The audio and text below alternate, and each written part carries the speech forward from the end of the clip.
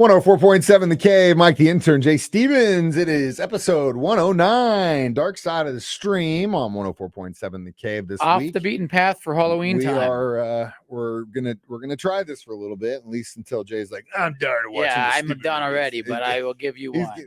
He's gonna let me do this one. We'll see if we can do some more. This week we broke our format a little bit, and instead of doing a documentary, I wanted to do my favorite movie of all time, Dawn of the Dead 1978 by George Romero. It is my favorite movie. The soundtrack is unbelievable, and I'm actually going to play in the background while we talk about good soundtrack for sure. This unbelievable it almost movie. Could be a documentary. If zombies did come, it would play out like this. It was so similar to the coronavirus response of panic and madness. 1978 too. Yeah. Not a lot's changed. Not a lot's changed. The argument man. For the fact that we are in a simulation keeps getting stronger and stronger for me, because we just keep repeating the same things over and over and over and over again. So I'm getting to the point where I'm like, maybe we are. It might not be a bad call. Yeah.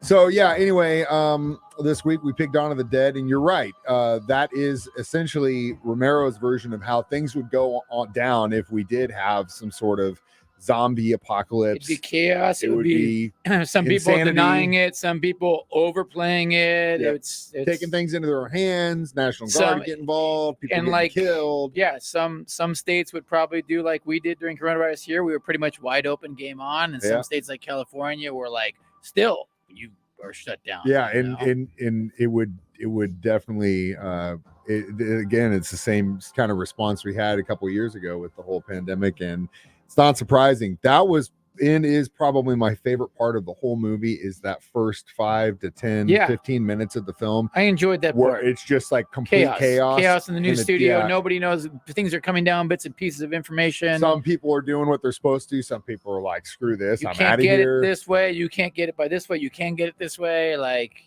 yeah, it was wild, man. And let's talk about that incredible soundtrack from the band Goblin next when we return our edition. Yeah, the band is called Goblin. What a name for a band. Yeah, dude. They are a badass band, and we'll talk about them next as we discuss Dawn of the Dead, Dark Side of the Stream on 104.7 The Cave.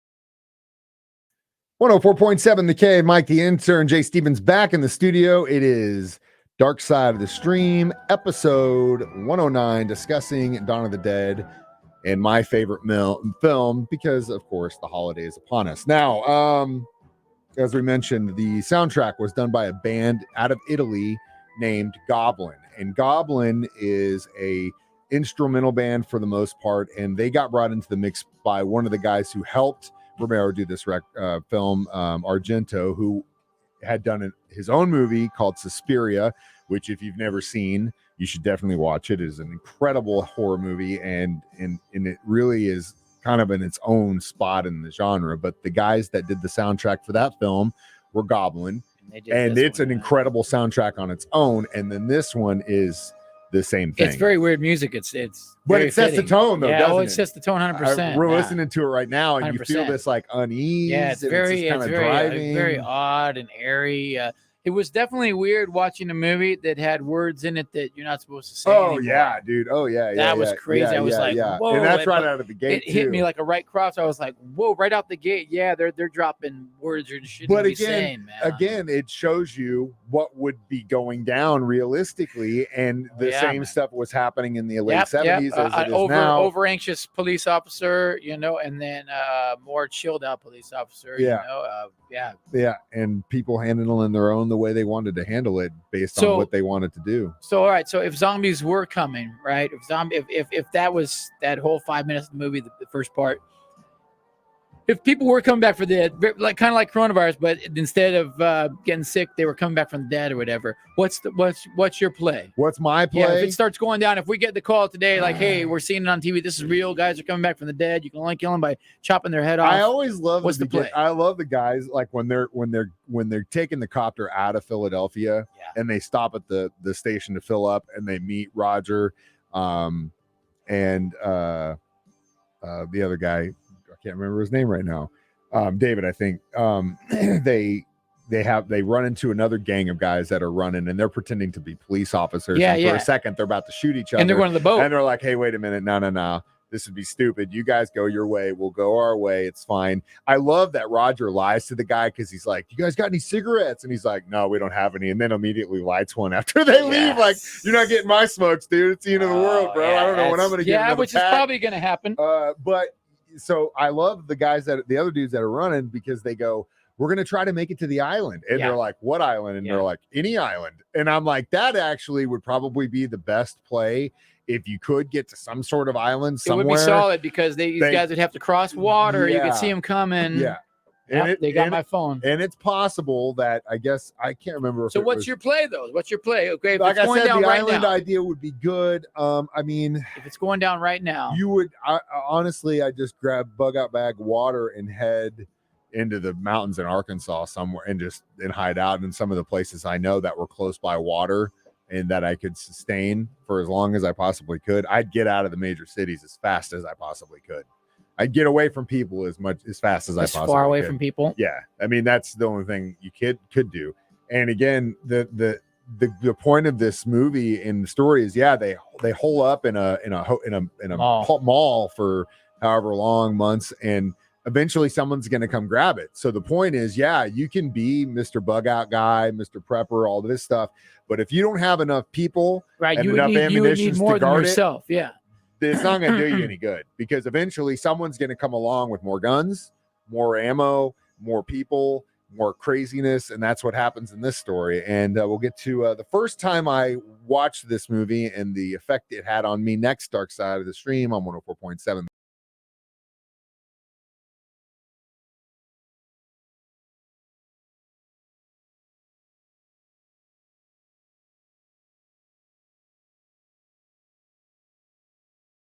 "104.7 The Cave." Mike the Intern, Jay Stevens back in the studio. Dark Side of the Stream, episode 109, discussing my favorite movie of all time, Dawn of the Dead. Now, before we go any further, I would like to give a shout out to Laura Jacobs, who does nights for us on a birthday years and years and years ago. She knows how much this movie means to me, and she was able to track down a handbill, which is like 12 by 11 by 14 or something like flyer that. Is what signed by almost the entire cast of the movie, including George Romero. It is one of my most prized possessions of all time.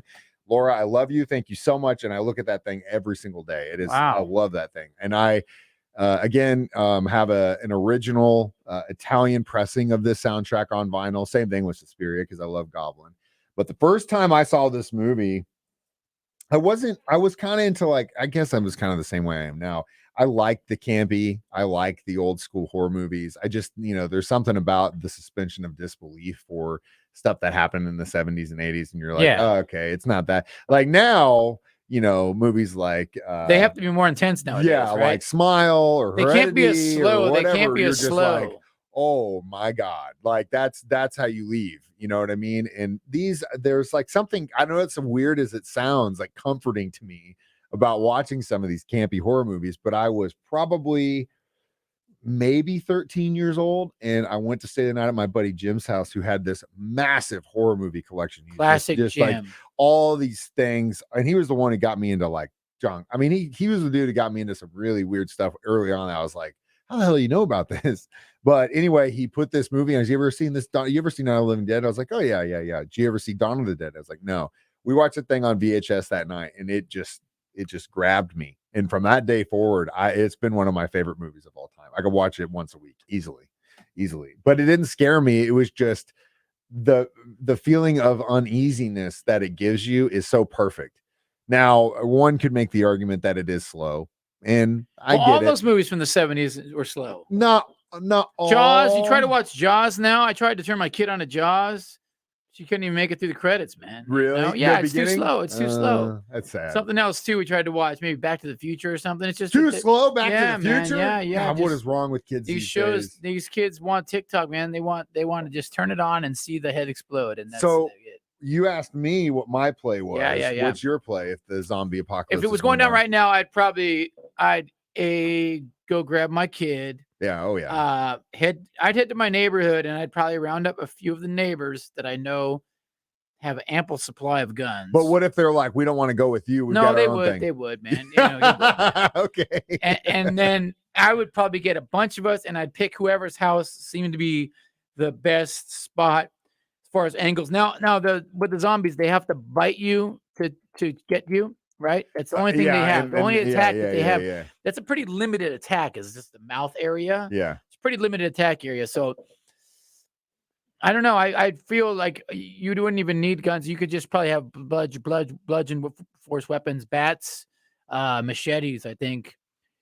Because if they can only attack you with their mouth, that's super limited. Again, like I said, the sad thing about this whole deal is that like what they talk about, like an atomic attack or something. Like you want to be the first out. Like you don't really want to survive this thing because it'd just be so hard to deal with it. And what kind of world would it be afterwards? Now, could be great. Fallout. You've played Fallout. Yeah, that's same thing, man. I don't want to be foraging for scraps of food. Yeah. Foraging for weapons, atomic weapons, and stuff. And it'd be gnarly. It's fun to play it in a video game, but when you're playing Last of Us and you're like, oh my God, dude, this would suck.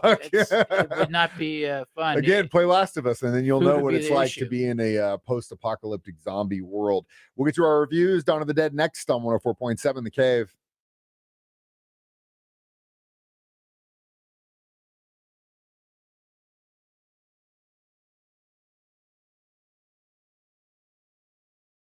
Mike the Intern, Jay Stevens back in the studio one more time. It is Dark Side of the Stream, episode 109, discussing Dawn of the Dead, 1978. I still have not seen Zack Snyder's Dawn of the Dead, the one in 2004, the remake. I didn't.